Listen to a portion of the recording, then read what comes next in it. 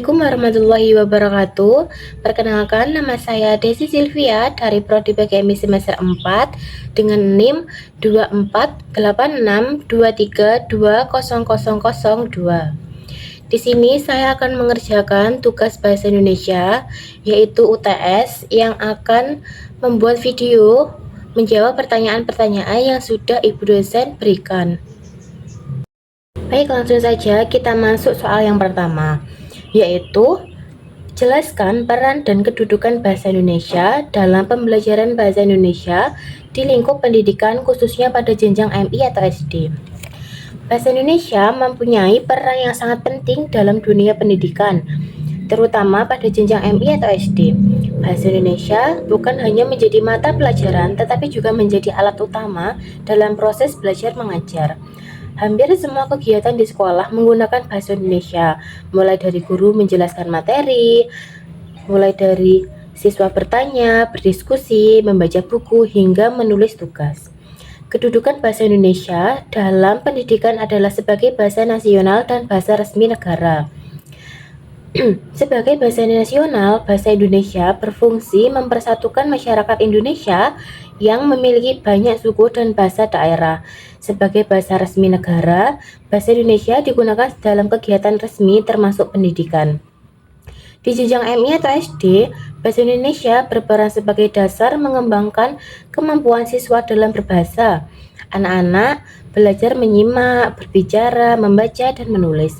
Keempat keterampilan tersebut sangat penting karena menjadi bekal untuk pembelajaran belajar lain seperti matematika, IPA, IPS, dan lain sebagainya. Bahasa Indonesia juga berperan dalam membentuk karakter siswa melalui penggunaan bahasa yang santun dan baik. Siswa diajarkan sopan santun, menghargai orang lain, dan mampu berkomunikasi dengan baik. Selain itu, bahasa Indonesia membantu siswa mengembangkan pola pikir, kreativitas, dan kemampuan menyampaikan ide. Jadi, bahasa Indonesia memiliki kedudukan yang sangat penting dalam pendidikan karena menjadi bahasa pengantar utama sekaligus sarana pembentukan kemampuan dasar siswa di MI atau SD. Selanjutnya, soal yang kedua, yaitu jelaskan secara sederhana analisis kurikulum bahasa Indonesia dalam pelaksanaan pembelajaran di MI atau SD saat ini. Kurikulum Bahasa Indonesia di MI atau SD saat ini menekankan pada kemampuan siswa dalam menggunakan bahasa secara nyata dalam kehidupan sehari-hari.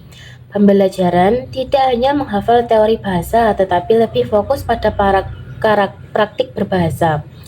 Dalam pelaksanaannya, kurikulum mengarahkan siswa untuk menguasai 4 keterampilan bahasa, yaitu menyimak, berbicara, membaca, dan menulis. Guru dituntut membuat pembelajaran aktif agar siswa terlibat langsung. Misalnya, siswa tidak hanya membaca teks tetapi juga meminta memahami isi bacaan, menceritakan kembali, menjawab pertanyaan, dan menulis tanggapan. Hal ini bertujuan agar siswa benar-benar memahami penggunaan bahasa. Kurikulum saat ini juga menekankan pembelajaran berbasis teks, artinya siswa belajar melalui berbagai jenis teks seperti cerita, puisi, surat, iklan, laporan, dan lain-lain. Dengan begitu, siswa mengenal bentuk bahasa yang beragam. Selain itu, kurikulum sekarang mendorong pembentukan karakter dan literasi. Siswa dibiasakan membaca buku, berpikir kritis, bekerja sama, dan berani menyampaikan pendapatnya.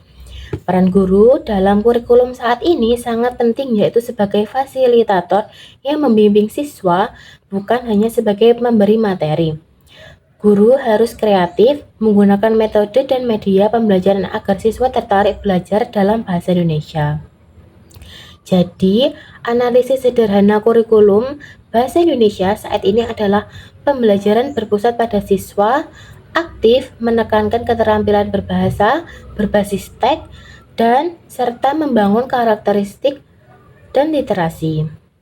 Baik, selanjutnya pertanyaannya nomor 3, yaitu uraikan peran pendekatan saintifik dalam proses pembelajaran bahasa Indonesia di MI atau SD yang meliputi strategi, metode, dan media. Pendekatan saintifik adalah pendekatan pembelajaran yang menuntun siswa belajar secara aktif melalui langkah mengamati, menanya, mencoba, menalar, dan mengomunikasikan. Pendekatan ini sangat cocok digunakan dalam pembelajaran bahasa Indonesia di MI atau SD.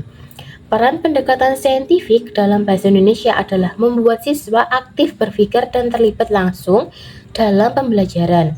Siswa tidak hanya mendengarkan guru, tetapi ikut mencari tahu dan menyampaikan hasil belajarnya. Selanjutnya, langkah-langkah pendekatan saintifik. Yang pertama, yaitu mengamati. Siswa mengamati gambar, teks, video, cerita, atau lingkungan sekitar. Dan yang kedua, menanyakan atau bertanya. Siswa bertanya tentang hal yang belum ia pahami.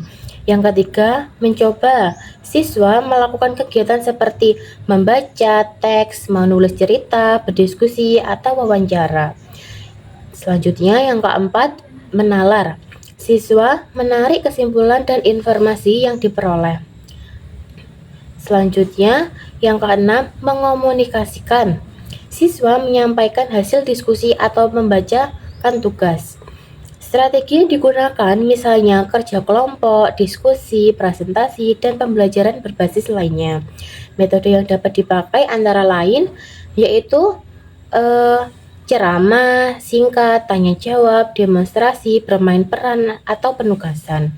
Media pembelajaran yang mendukung misalnya buku cerita, gambar, kartu, kata, video pembelajaran, poster, papan tulis, serta media digital. Dengan pendekatan saintifik, siswa menjadi lebih aktif, kritis, percaya diri, dan mudah memahami materi bahasa Indonesia. Baik, selanjutnya pertanyaannya nomor 4, yaitu jelaskan konsep pembelajaran keterampilan berbahasa, yakni menyimak, berbicara, membaca, dan menulis dalam pembelajaran bahasa Indonesia di MI atau SD, serta keterkaitan satu dengan yang lainnya. Baik, dalam pembelajaran bahasa Indonesia di MI atau SD ada 4 keterampilan berbahasa yang harus dikuasai siswa, yaitu menyimak, berbicara, membaca, dan menulis. Keempatnya saling berhubungan dan tidak dapat dipisahkan. Yang pertama, menyimak adalah kemampuan mendengarkan dan memahami informasi yang disampaikan orang lain. Misalnya, siswa mendengarkan cerita guru, lalu memahami isi cerita tersebut. Yang kedua, berbicara adalah kemampuan menyampaikan pikiran, pendapat, atau perasaan secara lisan. Contohnya, menjawab pertanyaan, bercerita, dan berdiskusi.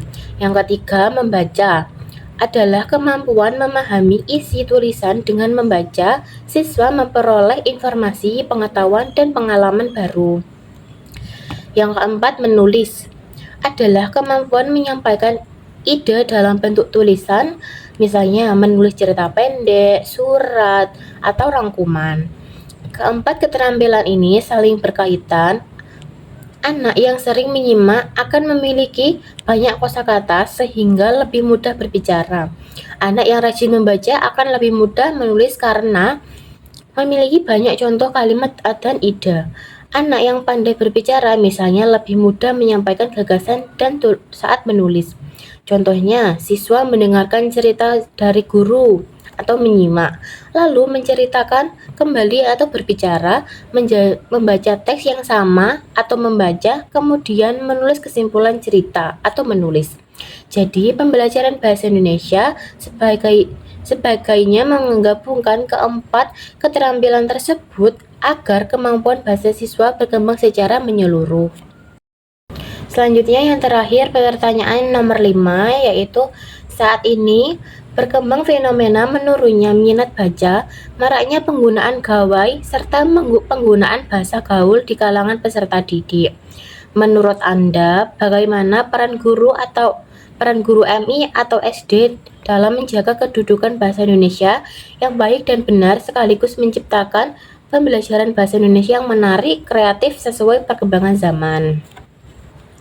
Saat ini, minat baca siswa mulai menurun karena banyak anak lebih tertarik bermain gawai. Selain itu, penggunaan bahasa gaul juga semakin sering digunakan dalam kehidupan sehari-hari. Oleh karena itu, guru MI atau SD memiliki peran penting dalam menjaga penggunaan bahasa Indonesia yang baik dan benar.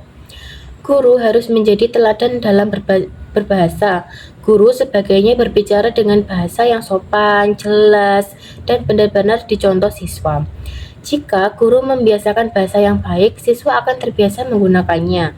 Guru juga menciptakan pembelajaran yang menarik agar siswa tidak bosan, misalnya menggunakan permainan bahasa kuis, cerita bergambar, drama, membaca bersama, lomba bercerita, dan menulis kreatif. Penggunaan gawai tidak harus dihindari, tetapi diarahkan secara positif. Guru dapat menggunakan video pembelajaran aplikasi secara digital, cerita interaksi, dan tugas membuat cerita pendek melalui teknologi. Guru perlu menanamkan kebiasaan literasi seperti membaca 15 menit sebelum belajar, membuat pojok baca kelas, dan mengajak siswa meminjam buku perpustakaan. Tentang bahasa gaul, guru tidak perlu langsung melarang tetapi menjelaskan bahwa bahasa gaul boleh digunakan dalam situasi santai, sedangkan bahasa Indonesia baku digunakan saat belajar, menulis tugas, dan kegiatan resmi. Berdasarkan beberapa survei internasional seperti PISA, kemampuan membaca siswa Indonesia masih perlu ditingkatkan. Karena itu, sekolah harus memperkuat budaya membaca MI atau SD.